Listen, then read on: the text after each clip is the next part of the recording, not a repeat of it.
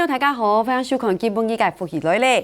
基本语嘅学生法时间要同大家出去聊哦，又去来聊咧，其实要大家来分享你台湾吼，其实係一個海島嘅國家，所以咧，讀台灣咧，當然吼，哇係講有時間啊，是為出國去聊，而個國家當多啊，仲係亞洲嘅國家啊，又係講歐洲嘅國家，又係講其他嘅地方，個到底去到改變聊，有乜嘅好聊，用音聊下吼，又係講聊嘅時間用音來3000所以基本嘅吼，嚟教大家吼，出去聊要做得3000，咁係馬莎咧，你見唔見裏邊咧按到943嘅名吼非常嘅特別，又係數目字哦，有冇按到943咯？識到吼，使咪分樣機吼，分樣見唔見裏邊嘅係你嘅943，係大家好，我係943。分樣吼，你嘅名吼，青島嘅人第一擺談到嘅時間知道真奇怪，裡面是數字943，奇怪吼，為什麼？因為係按用嘅名咯。943，943嘅意思，943啊，秋黑山就是943就是神啊，秋黑山就是神，就是對。就是省錢，賺錢的賺，賺錢的賺，因為我中意賺錢的理學，而且某種嘅地方吼，其實某種嘅地方係按用啊，就是先講一下吼，先講一下吼，呢個943呢，佢係零六年哦，零六年，不過就是因為從小就搬到台北，對，所以我嘅客家話唔爭啊，拍誰啦？拍誰？而且那個943還跟那個爸爸說，同佢爸爸講，就係你啊，你冇搞我客家話，是不是這樣？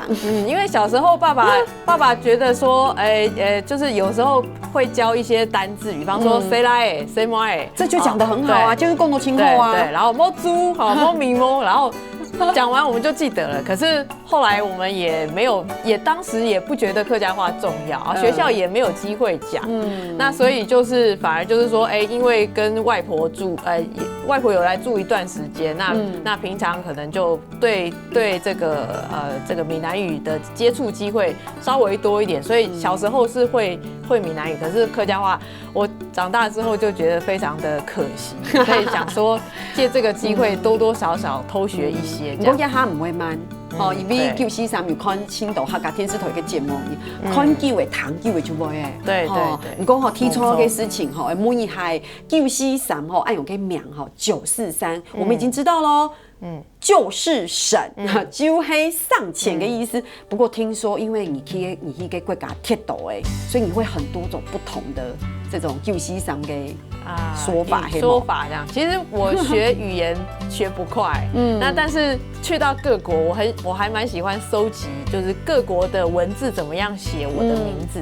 好，那還有怎麼樣念我的這個筆名，比方說943，我覺得蠻有意思的是，比方說像日語哈，日語聽起來也跟這個客家話有點像，比方說日語數字哈，1就是1、2、3、4、5、6、7、8、9、9，好，所以我的名字就是943。聽起來跟客家話也同客家話嘅943有一些像，通用呢，所以就覺得很有趣。然後我去泰國的時候，我問泰國的朋友說，我943怎麼講？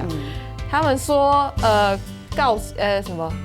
我現在有一點忘記了，高喜山，所以我有時候會有點搞混，想說，怎麼這個時候是這樣講，那時候是那樣講，我覺得還蠻有趣，聽起來，亞洲各國的語言還蠻像，尤其是數字的這個部分。唔夠清楚嘅係就係一個清特別嘅名嘅哦，嗰種你去收跟你去講嘅時間，大家都會問你，為什麼係數目字？所以大家對你嘅印象就清晨，印象就會很深。對，大家要記得是943，不是543，就係上錢嘅意思，就上錢嘅意思。唔過因為你旅行去過很多的地方了，差不多100多個，100多個城市還是國家，已經100多個國家了，哇哦！而且就是都很省嘛，輕上錢。大部分都還蠻省，但是不會虐待自己，所以幾乎都是，比方說睡單人房。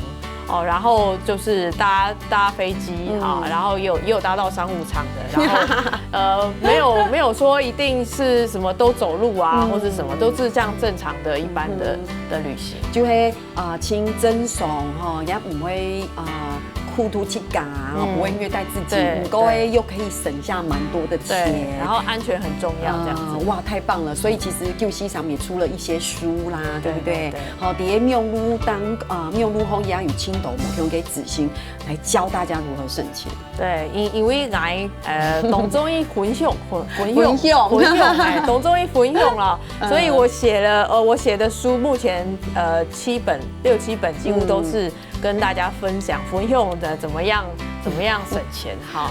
对。不过真的，其实上钱要清楚了。我那讲哇，大家要很辛苦，辛苦一了哦。没按我的意思，就是说有一些钱其实不用白白的被别人赚走，对，是按有给干不搞，从哦，好，因为像去欧洲啊，像这种地方，就是一个嘎斯青狗，哇，生鸭青狗、黑鸭青狗，就是都很多钱。有时候呢，其实给很多实用的资讯，就会搞太港用来上钱，不过因为按用你变成你现在是赚钱的工具了。是我现在的投入已经变成是这个旅游、写作，然后演讲这样子，很棒就是都得跟大家常常有很多的演讲分享这样子的一个资讯，对不对？就是我现在喜欢的工作这样子，这是一件很棒的事情。不过大家注意给救西上去各个国家有100多个。120个国家呢，你想看呢？这个可以讲的故事太多了，对，很多。今天带来很多故事跟大家分享，等不及了。对，再加了问题一个，看到要相片嘛，这个就是我有看到就黑比样机，感觉上黑第一个公演。对，这个很有趣，看到这个照片，感觉很像我们那个921救灾的时候的飞机。对，真顶黑。那这个是我那个环游世界的时候，那去到南美洲，那这个飞机就有一个故事。这个是做什么呢？为什么飞机要飞在这里呢？因为南美洲，我是在哥伦比亚跟巴拿马的交界。那个地方其实说起来，怎么说？哥伦比亚跟巴拿马中间是有陆地相连的。可是，一般人如果要从哥伦比亚到巴拿马，我们是不走陆地的，因为陆地的森林里面有游击队，很危险，所以我们是要走海路，然后走海路到了这个海边的这个小港口之后，再搭飞机到首都巴拿马的首都。为什么只能搭飞机呢？因为当地全部都是热带雨林，那个路是不通的，所以如果从这个他们也没有铁路，因为全部都是雨林，也没有公路，所以只有2种方法可以从这个他们的巴拿马的边境到巴拿马的首都。第一个就是搭那个渔船，那有点像是，比方说如果台湾没有高速公路的话，以前那个清朝的时候是怎么去呢？就是这个台南坐船，然后出去到彰化停一下，彰化再出去到台中停一下，然后再出去到苗栗停一下，这样子，他们是这样子走到首都去。那另外一种方法飞越雨林就是搭这种小飞机，对，那这个就是他们的机场。你看非常阳春的机场，这机场什么都没有，他们的机场唯一的建筑就这个我们还出关出关也没有出关。然后很有趣的是，我们那个验护照就是在这个飞机旁边，有一个人就拿着一本本子，一个一个念说，943到了没？然后就然后就看一下护照，然后就上去。真的吗？那摸一下这只狗是为了什么？它可能缉毒犬或者什么之类的，现在闻一下。狗没有上飞机，那里面全部都是螺旋桨飞机，有点像飞绿岛的那种小飞机。真顶对，所以你就到了这个地方，而且这个地方带你到一个更神奇的地方。对，赶快来帮大家看一下。非常神奇的是，因为这个小飞机，3天才一班，然后当地呢，其实这个飞机是中午大概12点的时候，那我们为了要赶这个飞机呢，我们就前一天我跟其他的背包客，西班牙的跟不知道哪一国的，我们就3个人，就想说早上8点起来要赶那个船，其实那个船只要30分钟就可以从巴拿马的边境到从哥伦比亚的边境到巴拿马。可是你知道当地我们没有料到的是，当地的生活步调非常缓慢。我们8点，我大概6点就起床，好，8点已经在那个村落那边等，因为我们跟船家约好了，当地是没有什么交通工具，也没有公车，也没有什么。那怎么样坐船？就是要跟当地捕鱼的渔家跟他讲说，我明天跟你订一条船，你载我去哪里哪里好不好？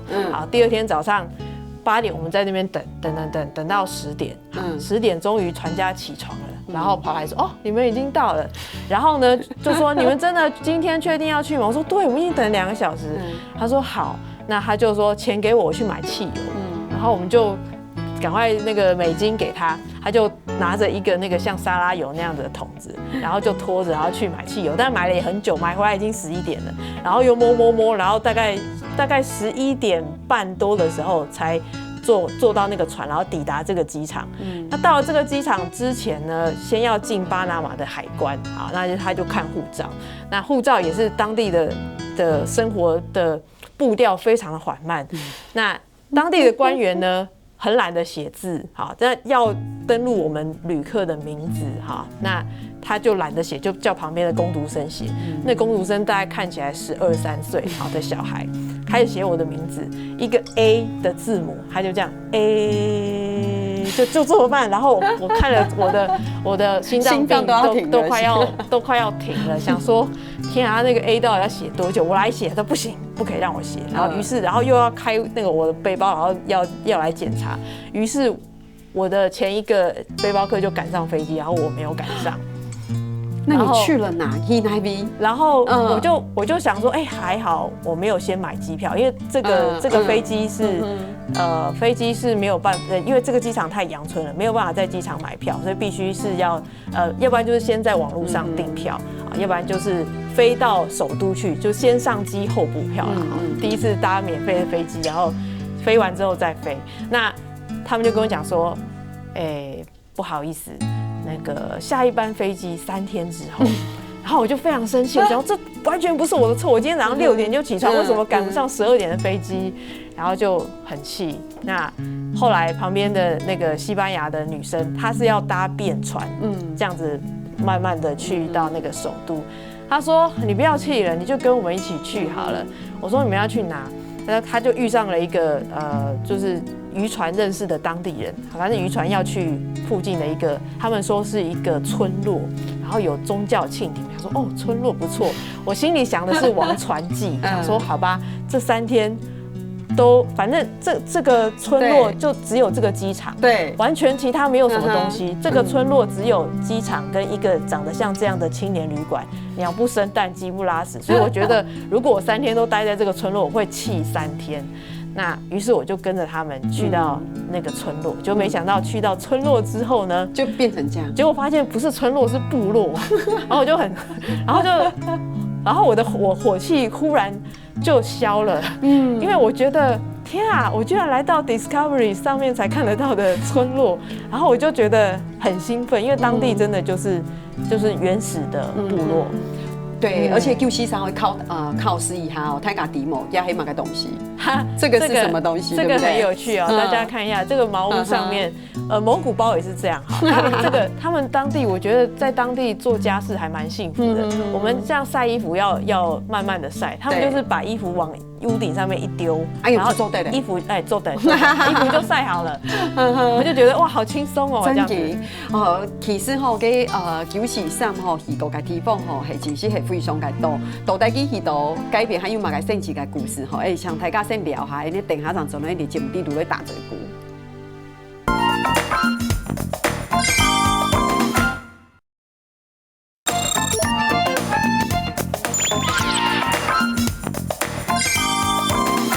基本伊當方而做啲繞差唔多943，吼，來到大家來打嘴鼓，分享青島目標旅行嘅自信也係神奇嘅事情吼。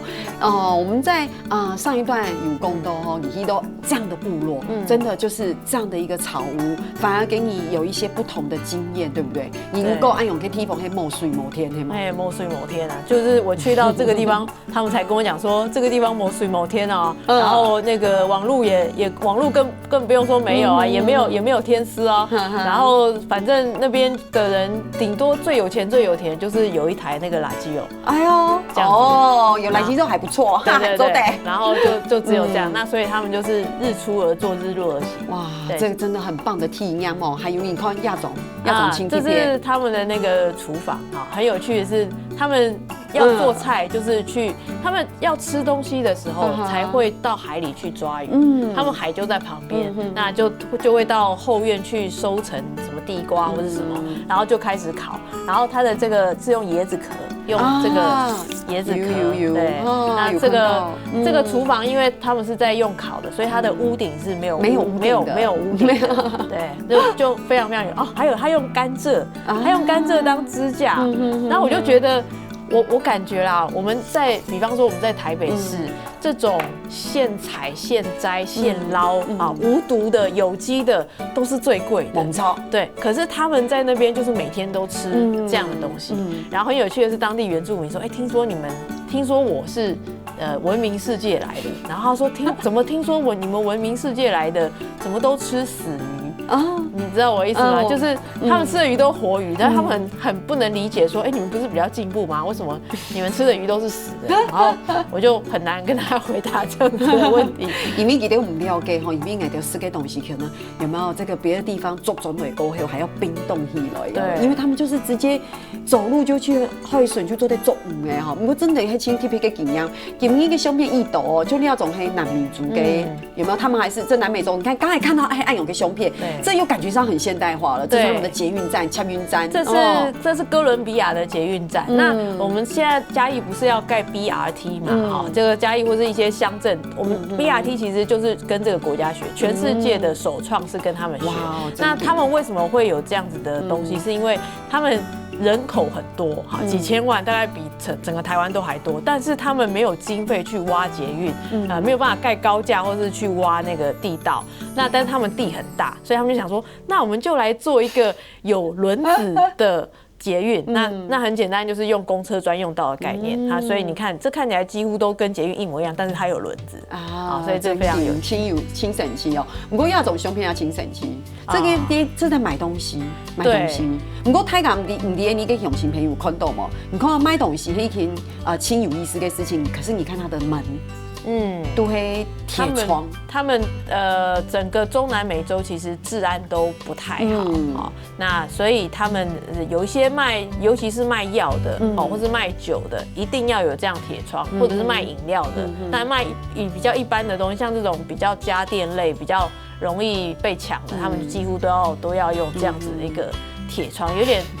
其实我觉得国外人来台湾看我们家户铁窗，大概也觉得很神奇。然后我们去看到他们买东西，也觉得很神奇，这样子。真的不一样的经验给分享。还有还买个东西，也还吃个东西啊。大家可以猜一下这是什么东西。通常我演讲的时候讲到这一段，然后问底下的观众朋友们这是什么，那10个有8位都10位有8位都会猜这是粽子。口音很清腔啊，里面有冇细细仔有中药的感觉？对，看起来好像是粽子，对不对？但是其实它不是粽子哈。然后先看一下揭晓，这个揭晓嘛？这个它的价格很便宜，这个是马币1块哈，马来西亚币1块相当于台币10块。轻便宜。那我们来看一下它。都带黑马改东西呢，噔噔噔噔，打开来之后呢是这个，这个是其实就是椰浆饭啊，椰子的椰，豆浆的浆。那椰浆饭的马来话叫做 nasi lemak。好，在那边这个 nasi lemak， 听起来 nasi lemak， 大家可能觉得很难记，对不对？那我跟大家讲，nasi lemak 就是辣死你妈，因为很辣，好，真的，这个就是辣酱，这是他们特殊的辣酱，所以不要以为我的马来话很好，其实就是全部都用那个谐音来记。马尼贡辣死你妈，对，就会记得给马来话就会。辣死你妈就是辣死你妈，好，就像这个943就是神，好，苏黑散的那个感觉。暗涌真年轻有意思，其实唔单像暗涌你哈，我们从这个部落嘅相片有看到啊，看到还有嘅清金夫嘅枪云也好啊，也系亚雄班，不过亚洲。这个台卡就很熟悉的，看起来很像在台湾。这个看起来很像台湾，对不对？哈，可是如果在台湾的话，不会写一个台湾超大鸡排，所以这是在国外哈。这是在哪里呢？这是在新加坡。那我去的时候，其实看到排的那个人龙是这个的3倍啊，但是我那个相机没有办法把那么多人放进去。那我去新加坡的时候，就看到很多人在排队。那就很好奇，想说到底在排什么呢？挤到前面看一看不得了，他居然是在排台湾的鸡排，然后就觉得，新加坡人怎么知道台湾鸡排好吃呢？不过真劲哦，亚几年推版新加坡有青岛推版的食物到那边去，非常的受欢迎，亲属分享。对，真劲黑暗容易，我想佢可能真劲黑吃到推版嘅东西清好食。不过记得嘅东西黑清好食，不过记得喊他中意推版嘅食嘅东西。对，不过说到这样子哈，其实这是943给不你带来青岛这个旅游的东西，你去过了100多个国家哦，可以分享的东西太多了。不过公司才发，好像你去到那个部落那边，英文不通吧？英文不通哦，不通。这个时候，你讲肢体语言就轻松有肢体语言，对，有的时候通常都是要比手画脚，有点像我们去日本的意思。你去日本需要比手画脚吗？需要啊，像有一次我说我要找那个螃蟹的汤，我就这样。然后就底他们就我说汤，然后卡尼，那个时候不会讲卡尼啦，就这样比较横着走，那他们马上就知道了。你自己这个是都要自己发明哈，这个自己发明。我要跟这个乡亲朋友分享一下哈，不过嘅喺木下經兒同嚟講嘅，喺個木下經兒嘅 content 是可能會馬牙，因為牙因為講，所以就強中喺啲日本嘅世界，其實喺日本了，喺啲嘅旅社裡面，就是旅館裡面，不過個旅館都有嘅吹風機嘛，吹條那毛嘅，不過因為基本嘅基日佢可能唔記得用到嘅吹風機，所以呢，佢就想講。现在呢，我会去加给吹风机，不过又唔会讲日本话。有时候其实英文也不一定连日本所有嘅地方都做得通嘛，所以呢，佢去到嘅地方佢就讲，すみません。就会吹风机，结果人家一看就说你会吹风机，就拿本嘢就做得。我说你看这个用具做得用笔的，然后其实吃饭也可以用很多。你刚刚那个螃蟹就算是很清楚了，清清楚，太搞出对，还有其他给清神奇给吗？比方说，其实如果要点餐啦，哈，那其实如果要点餐的时候，建议大家其实。不一定要用点的，因为有一个朋友也是，他想要吃牛肉啊，然后他就结果来的是牛奶真的，所以就是没有用。那我建议大家，如果是要点餐的时候，最好就是其实不用去学什么学猪叫、学牛叫、学狗叫，不用，你就是去看人家桌上什么是怎么的。比方说他那个鸡腿饭，鸡腿特别大只，然后牛排很小，那你就不要点那个牛排，你就看鸡腿，然后指鸡腿完。你就做得。这样清简单嘅方式，真嘅要上次去看嘅菜單嘅時節，就是 menu 嘅時節菜單的時候，你們看唔是，你也青島嘅係看唔是，唔過你就看你旁邊做嘅人生物嘅東西，看起來從清好食嘅用嚟做嘅，冇錯，那個愛就做得嚟吼。對，唔過有的時候菜單啦，不要隨便亂點哈。比方說，我有朋友也是菜單法文或是日文看不懂，隨便點，結果來了3個湯。那就对，那就不太有一班我去一个地方的吃饭的时间，我就知道哇，我想要吃面包是胖，对，然后结果我看 menu 的时间，我唔係講看個菜單的時間，唔係叫清英整咯，結果我就講呀，結果咧，我想講有面包，結果唔係，它是一碗湯，但上面有面包屑。一定啊！那種感覺看起呀嘅，不過這個是有趣的經驗呐。不過吼，基本嘢吼講到943，尤其上去請上前嘅禮行哦，這個行李就很重要了。聽說你真的非常的厲害，這個精皮非常敬佩。這個出門吼禮行嘅行李吼行李1公斤聽哎，哇！這個是你看幾個行李。有沒有很嚇人？就按勇聽聽，你出國就帶按簡單嘅東西。我其實衣服的話，就是都穿在身上。那個贴身的衣服，我是穿丝质的。那丝质的话就是就是2件替换，我就每天洗澡的时候顺便洗。那因为丝质很容易洗，所以丝质的东西你在淋浴的时候稍微轻轻的搓一下，它就干净了。然后丝质的东西很神奇，就是晾干大概30分钟就晾干。那台湾的气候大家都会很焦虑，就是说，我是不是要带10件内衣，然后21件什么卫生裤什么之类，因为台湾都晒不干。可是我跟大家报告，其实去了这些100多个国家，我发现，气候要像台湾这样子晒衣服很难干的国家很少，非常少哦。就连曼谷啦、泰国啦、这个越南都比台湾容易干。我晚上洗，早上就干了。那所以就是衣服的话，我就是比方说有时候你会穿3件啊，比方说我今天这一件，然后我在外面再搭一个 T 恤，就是变成2层式的。那我 T 恤又可以当睡衣。然后又可以当外衣，然后又可以明天我可能就 T 恤穿里面，或反正就很多个搭法就对了。好，那其实这个行李也蛮简单，就是我其实本来刚开始旅行的时候，也是那个买东西也是压一斗哦，也是压一斗哦，很不过压它真品可以变都轻简单，比如讲像这个牛共加充电器，还去卡周给这个充电器呢，其实它本来的电线是很粗又很长的，那我觉得我会背不动，所以我就自己去那个五金行去买了一条比较薄、比较短的电线，自己接，然后这个插头是我自己接的，所以它大概省了200多公克吧。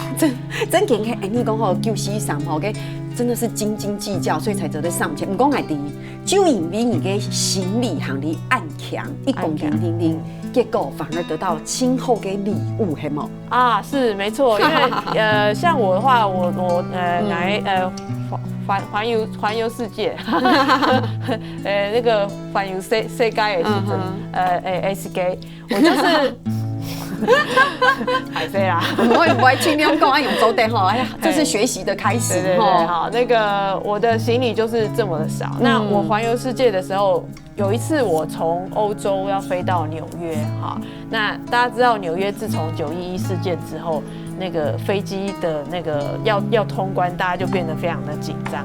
那我的行李就只有一个小背包，因为东西很少。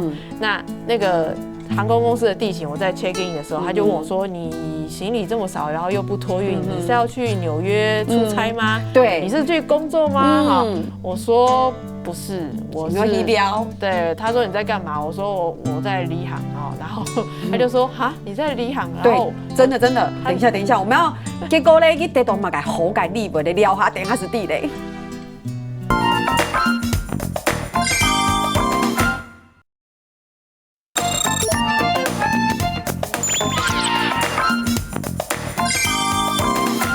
上段节目吼，讲到93的因为吼，佢是聊的是大家行李非常少，非常强啊，非常强。所以咧，佢得到嘛个好个礼物咧，哇，一般人可能都得唔到哦。根本佢咧，先本大家聊下吼，你还是在揭晓咧。鼓手，所以因为你的行李非常的轻，所以得到一个好礼物，你嘛该好嘅利润。因为我在在机场在 check in， 我准备要登机的时候，那个地勤问我说：“你为什么东西这么少？那你是去出差吗？”我说：“我不是，我正在旅行。”那他就说：“那为什么你要去哪里旅行？”我说：“我正在环游世界。”那他就说：“啊，你环游世界为什么行李这么少？”我就很简单的把刚刚我跟大家说的，跟那位地勤小姐稍微讲了一下。结果等到我登机之后，我发现哇！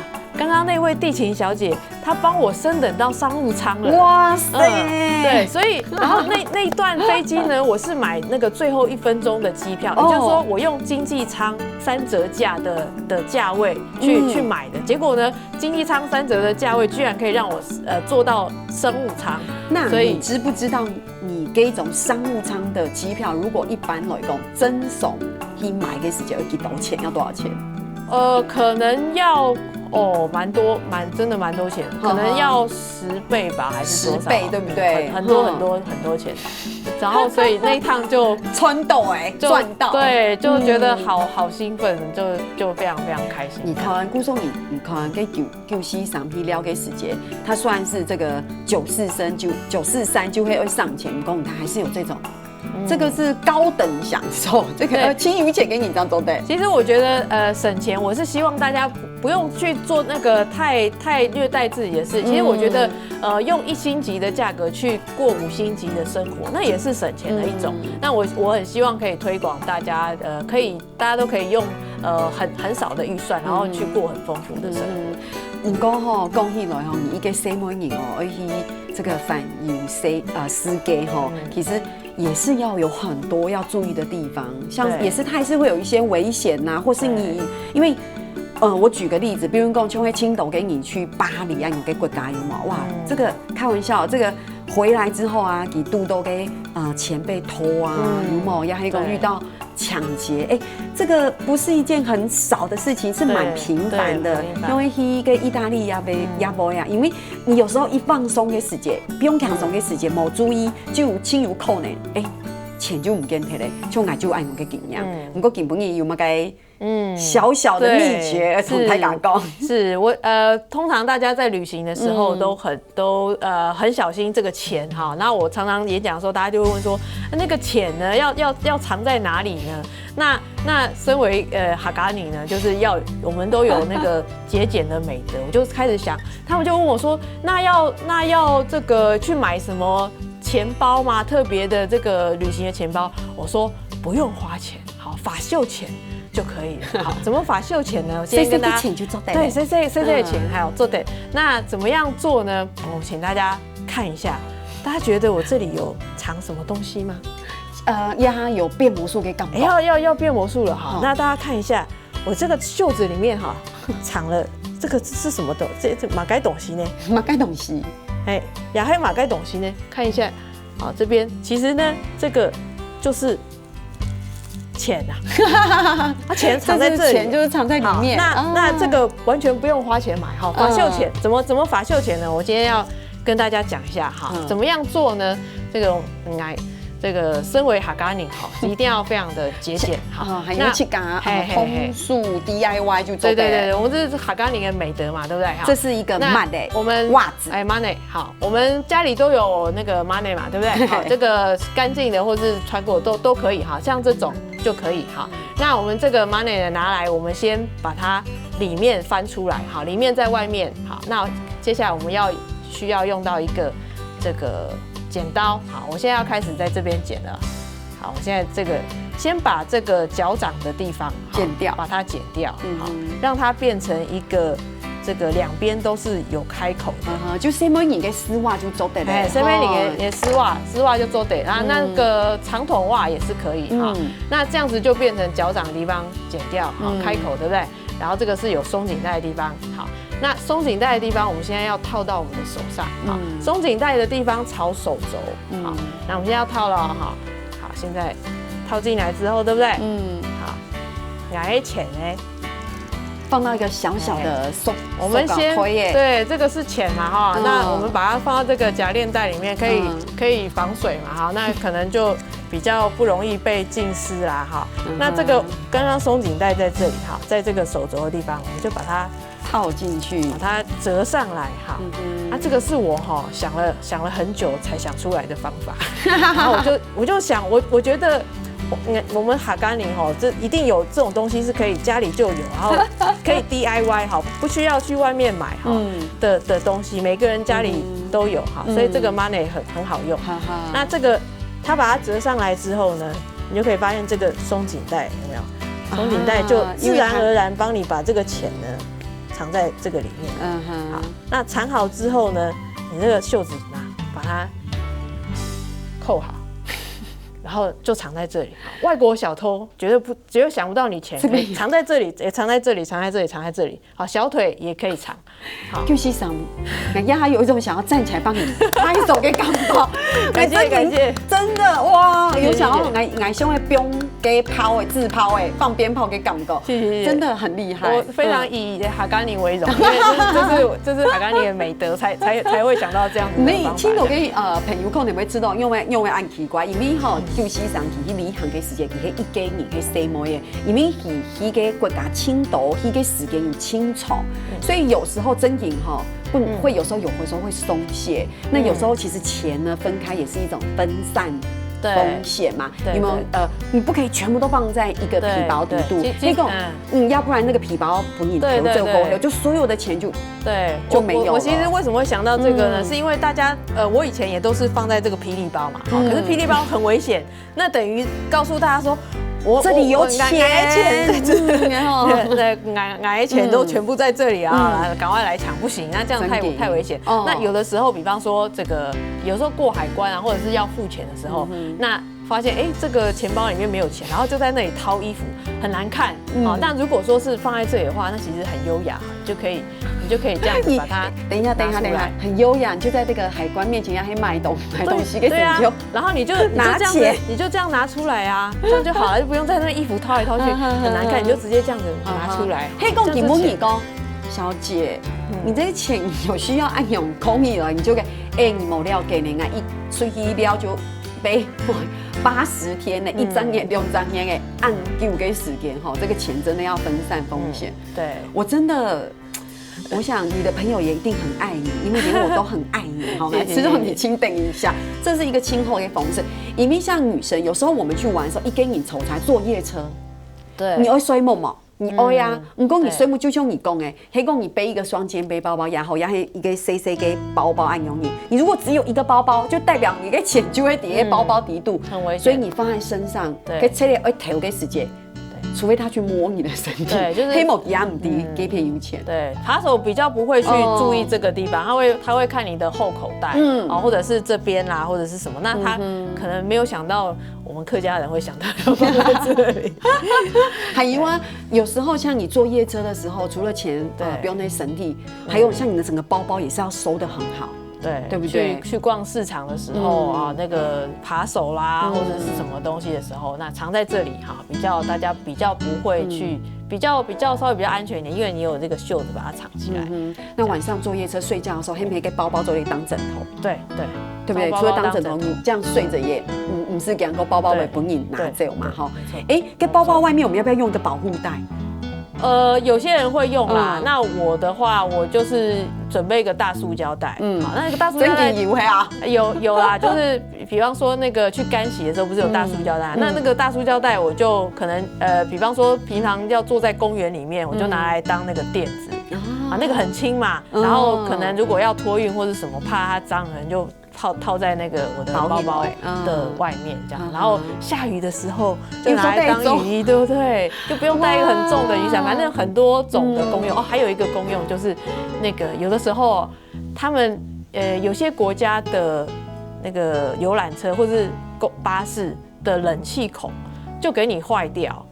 那整個冷氣孔它是沒有辦法遮的，所以那個冷氣就一直從那個空洞裡面灌出來，很冷。然後有時候灌到那個頭，你就會覺得天啊，我會頭痛這樣。然後這個時候就用那個塑膠袋去把它塞住。這是真的經驗，真實的經驗，真實的經驗。對。比如說你嘅行李，雖然講1公斤聽哈，不過裡面哈每一個東西都輕重要，都是必要的。對。不必要的就不是。對嗎？就不用，但是必要的就一定要。有沒有像你一個人出去啊，有一家人哈，還有又是女生 ，say more 耶。其實像剛才講的是防止偷竊，其實還是有蠻多危險的事情要注意。對，蠻多危險的事情。我有一次去這個南美洲、中美洲啦，哈，有一個台灣的邦交國叫瓜地馬拉，然後當地的巴士呢，就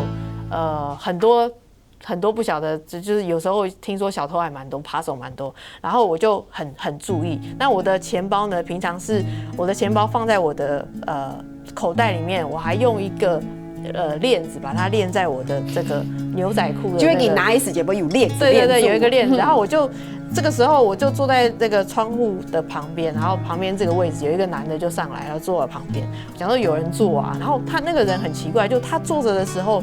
他用一個外套蓋住他的大腿跟膝蓋，我想說哪有人這樣子做，然後我就默默的把我的我就开始检查去拍我的那个口袋，看我的钱包哪些钱还在不在啊？然后当我拍第3次的时候，我发现哪些钱哪些卡棒怎么跑到外面去了？然后就只剩那个链子链着，然后我就想说，旁边这个人。乖乖哈，所以我就默默，但是我也不动声色，不动声色，我就默默的把它移到这里来。然后他可能看，怎么没有了？然后于是他就下车了。然后这件事情就落幕了啊，因为你就只得按钮给默陪哦，不可以再接下去了，再接下去会不会发现呢？姑说，这个经验。我就觉得天哪，扒手坐在我旁边，真的，因为你看你是什么人，可能有亚洲人，对不对？不过还好，你的包包有链一个链呢，有冇？古时候给拿给时间，给趁你不注意给时间，有没有？拿一下他是这样拿一下慢慢他就。整个抽走了，而且他那个拉链，他可能想说，这个链有链子，所以他要开拉链，拉链已经开到一半了。如果我再晚个5秒钟去check的话，我挨钱就没哦。所以其實應該什麼應該注意了要注意嘅事情係動作因為每樣係動注意這樣做得到。不過還有乜嘅事情呢？聊下，等下這樣做來。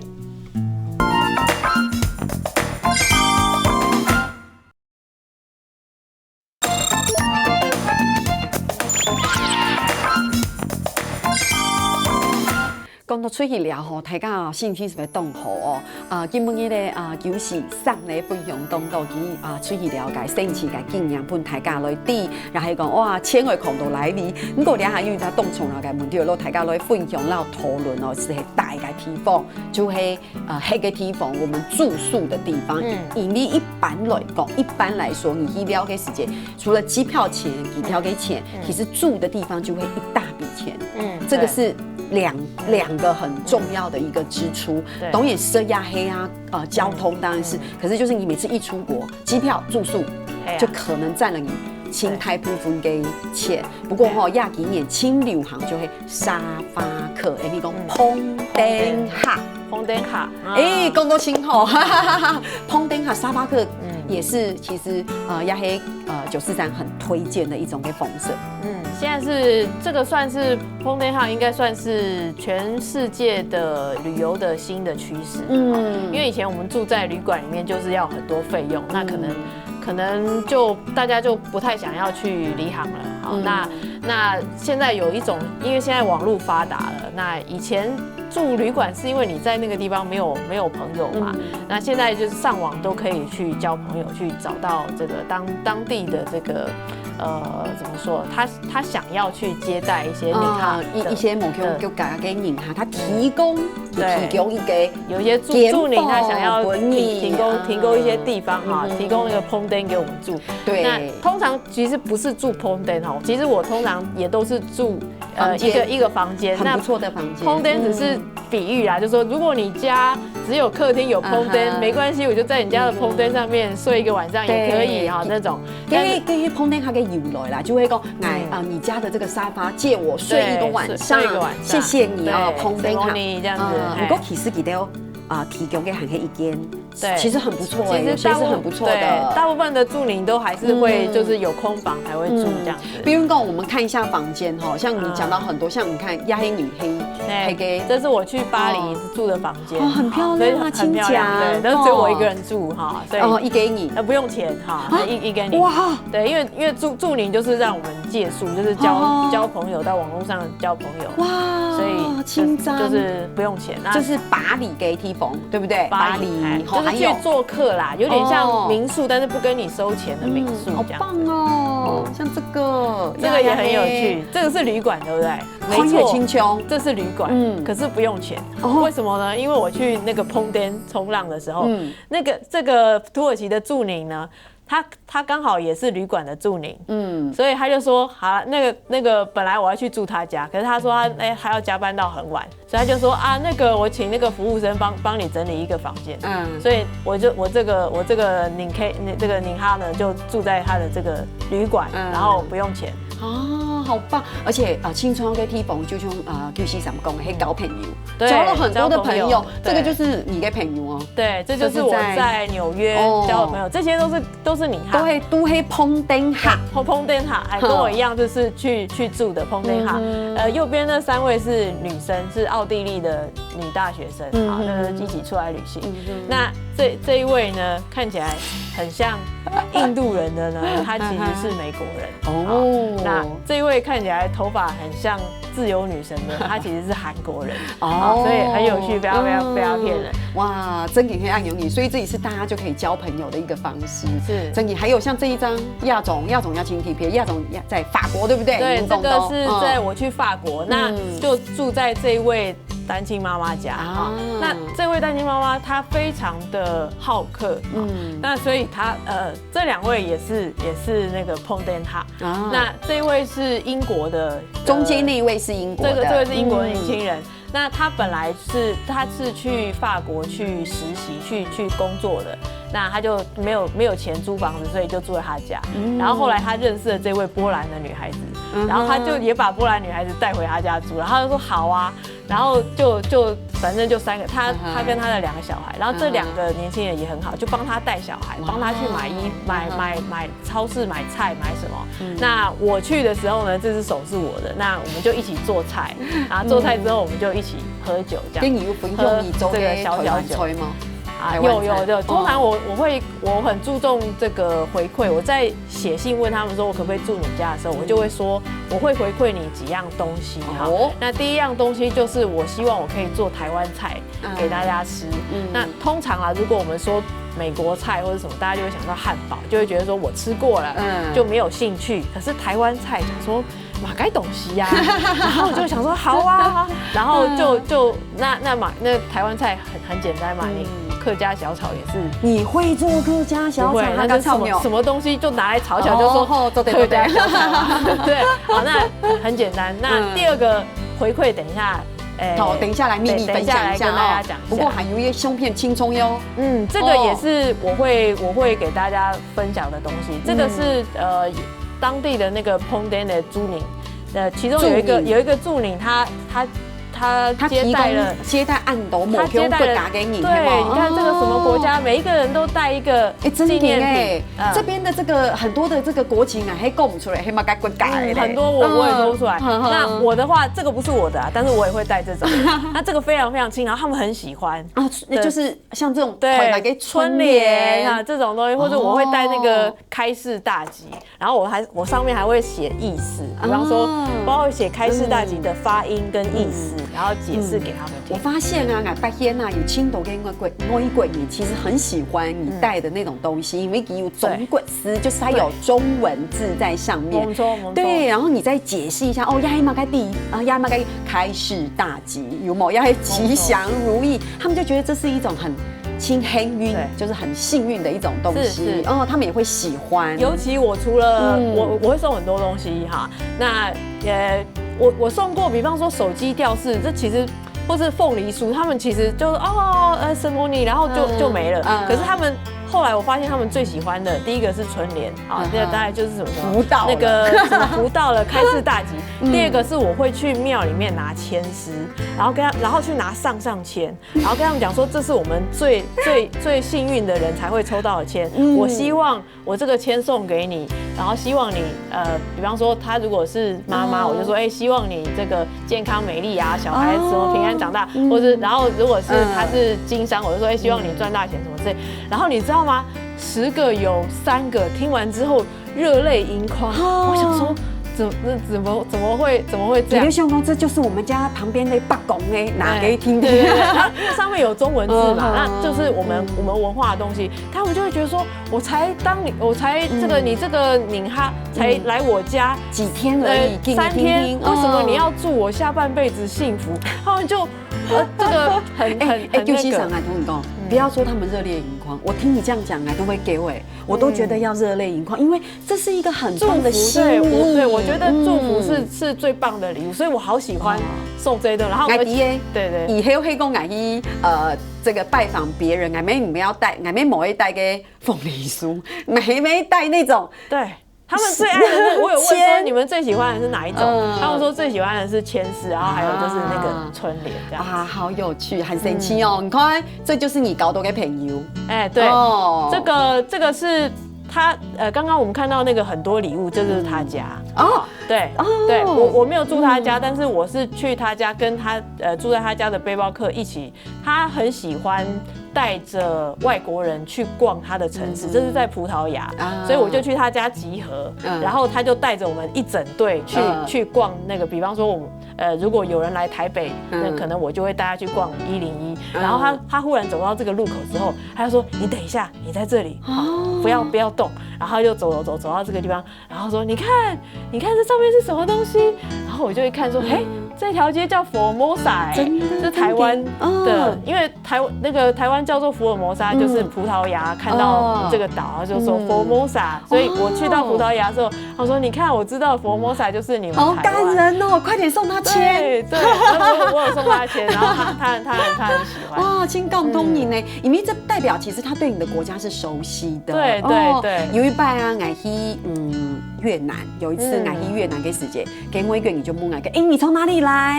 因为用英文问嘛，对，然后我就跟他说，台湾，台北，说哈，曼谷哦，我说我刚刚不是讲台湾吗？台湾，台北，说哦，曼谷。我其实有点难过，因为代表他对我们的国家很不熟悉，太轻松。哇，这个真的好棒哦！对，这个就是。Formosa Street 就是台湾福尔摩沙街，台湾街，哇，好棒！这就是一个很好的分享。不过其实最后也是要提醒观众朋友，你可以跟我一起走给碰灯哈的时间，还是有东西要注意的。对，比如说你要有礼貌。你要做好国民外交，从某某人吃到你台湾人以后不要租给台湾人，有去租不得。对，还有像比如说你要清掉给主人的作息时间，对不对？你做那东西，你给别人住的时候有没有半夜3点才回来？这样也不行，对不对？喝酒就喝得醉醺醺，有人要租不得。这是其实是要跟大家特别讲。对，有一些礼貌，就是当然我们身为有一些礼貌，比方说你要配合主人作息啊，然后你去的时候去之前你要先告诉他说，你的计划是什么，然后让他安排一下，那等等这，然后当然自己的，比方说这个自己的垃圾自己带走啊，自己什么东西自己清洁，然后我也会送一些东西给他们，比方说我刚刚送那个牵丝啊，又送春联，然后还有一样是我帮他们。我送一个礼物给他们，是他们的那个中文名字。对，他们有一个那个有一个对，这个是我去葡萄牙我是住在这位老师家这位女老师家，她跟她的女儿，那我最后一晚上就煮台湾菜，然后帮他们每一个人都取台湾的取中文名字，然后解释第几个名都 Rita 瑞塔黑毛。那还有，其实大家可能想说，就是住人家家那大家第一个会想到是安全问题。那我觉得其实现在的网络上其实就像上网买东西一样，就是很注重评价，就是一定要看说，这个主人是不是真的很热心，一个免常用对，但我会非常非常小心的一个一个去判断，然后就是尽量是住在家庭的家，那因为住在家庭会比较安全，对，那通常这样子的话会比较安全，然后又比较有话聊这样。哇，其实做一个碰灯客这个沙巴客其实就是可以有今后给搞旅，最重要是可以认识很多的朋友现在的这个50秒听听有没有最后给观众几句话？其实我觉得沙巴这个碰灯客，我觉得重要不是说要就是也一定要省什么钱或是怎么样。我觉得其实最棒的，让我觉得是我交到了各国很棒的朋友，而且有些朋友啊，他们结婚了、生小孩了，都还会写信告诉我，然后说，你来呀，或者怎么样。然后我们有一些事情，比方说，他们国家发生了什么事情，我会说，地震，你平安吗？你怎么样？然后就会觉得说，对，非常非常的窝心。那有的时候有些人啦，像台湾有一些长辈，我知道他们就是可能年纪呀，或者是他们现在工作走不开，没有办法去环游世界，没关系，你可以让人家来你家客厅坐坐，不一定要住啦哈，那就是你要走的，对，就是你可能没有办法去环游世界，但是全世界人可以来环游你家。今天非常安之 C， 感谢943，谢谢安之 C。好，用心朋友哈，聊下哈，再聊先聊下，你马上等下天天欣赏来做运动了。